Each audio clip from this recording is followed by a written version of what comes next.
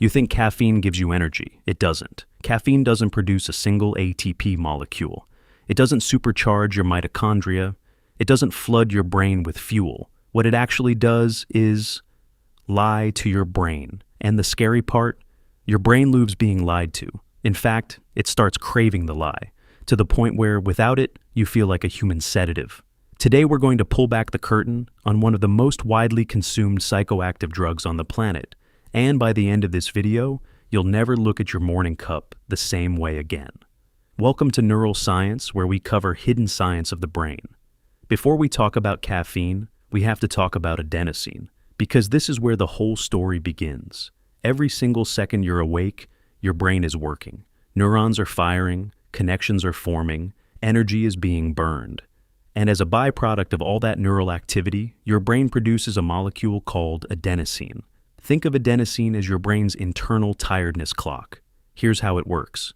Your brain has specific receptor sites, little docking ports, designed specifically for adenosine to attach to. As adenosine builds up throughout the day and docks into these receptors, you start feeling progressively more tired, more sluggish, more mentally foggy. By mid-afternoon, most of your adenosine receptors are occupied. That's why you crash. That's the infamous 3 p.m. slump. That's not weakness. That's biology doing exactly what it's supposed to do. Your brain is essentially telling your body, hey, we've done a lot today. It's time to wind down. Start thinking about rest. Adenosine is your brain's natural sleep pressure system. The longer you're awake, the more builds up. Sleep clears it. You wake up refreshed, rinse and repeat. It's a beautifully elegant system. Until caffeine shows up and completely hijacks it. So here's what caffeine actually does. And this is the part that blew my mind when I first learned it. Caffeine is what scientists call an adenosine antagonist. That's a fancy way of saying caffeine's molecular shape is almost identical to adenosine, close enough that it can slide into those same receptor sites, those docking ports, and block them. But here's the twist. Caffeine docks into the receptor without activating it. So, the receptor is occupied. Adenosine can't get in. But your brain doesn't receive the get tired signal. You haven't gotten more energy. The tiredness hasn't disappeared. The adenosine is still there, still building up, still floating around in your brain. Caffeine just blocked the message from being delivered. It's like hiding all the low battery notifications on your phone. The battery is still dying. You just can't see the warning anymore. Now, here's where it gets even more interesting. Because adenosine receptors are blocked, dopamine and norepinephrine, two of your brain's most powerful go chemicals, can now flow more freely. Dopamine is your motivation, your drive, your reward chemical. Norepinephrine is your alertness and focus chemical. With these signals no longer suppressed, you feel more alert, more focused, more motivated. Heart rate can increase slightly. Blood pressure nudges up. Your body enters a mild state of arousal, prepared to act. This is why caffeine genuinely does improve cognitive performance, reaction time, focus, and even physical endurance. The research on this is solid, but, and this is critical, it all comes due later. When caffeine eventually wears off, typically 4 to 6 hours after consumption, though it varies, all that adenosine that's been building up behind the blockade, it floods in, every receptor, all at once. That's the crash. And it often hits harder than the original tiredness would have, because the adenosine has had extra time to accumulate while it was being blocked.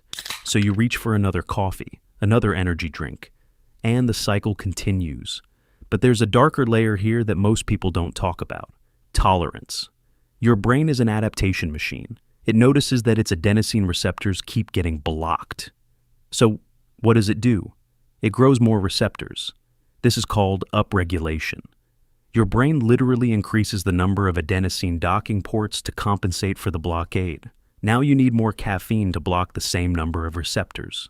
And if you stop taking caffeine suddenly, you have all these extra receptors with nothing blocking them. Adenosine hits like a tidal wave. That's withdrawal, headaches, fatigue, irritability, brain fog. These are real, clinically recognized symptoms that can last anywhere from 2 to 9 days. Here's the sobering reality. If you need caffeine to feel normal, not alert, just normal, your baseline has shifted. You're not getting a boost. You're just paying back the sleep debt your brain has been accumulating while you mask the tiredness signals.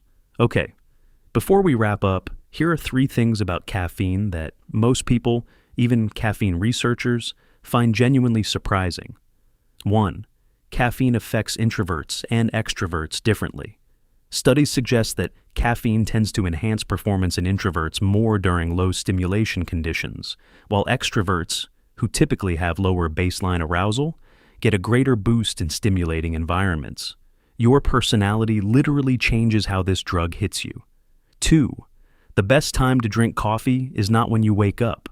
Cortisol, your body's natural alertness hormone, peaks roughly 30 to 45 minutes after waking. Drinking caffeine during this window means it's competing with a hormone already doing the same job.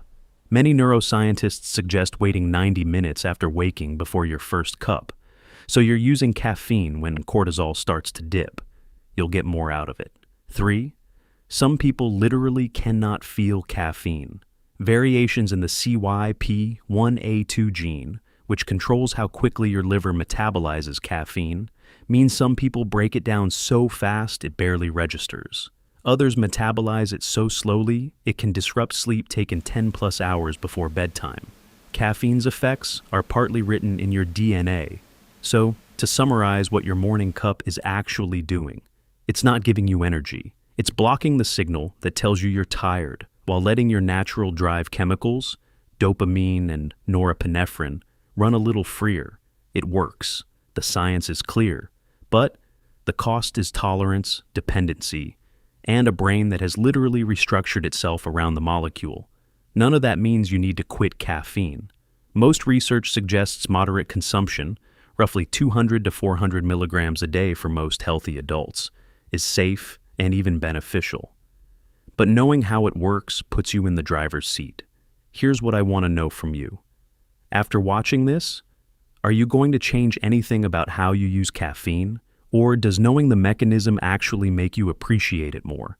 Drop it in the comments. I read every single one, and I genuinely love these conversations with you. If this video made you think differently about something you do every single day, that's exactly what this channel exists for. Hit subscribe so you don't miss what's coming next.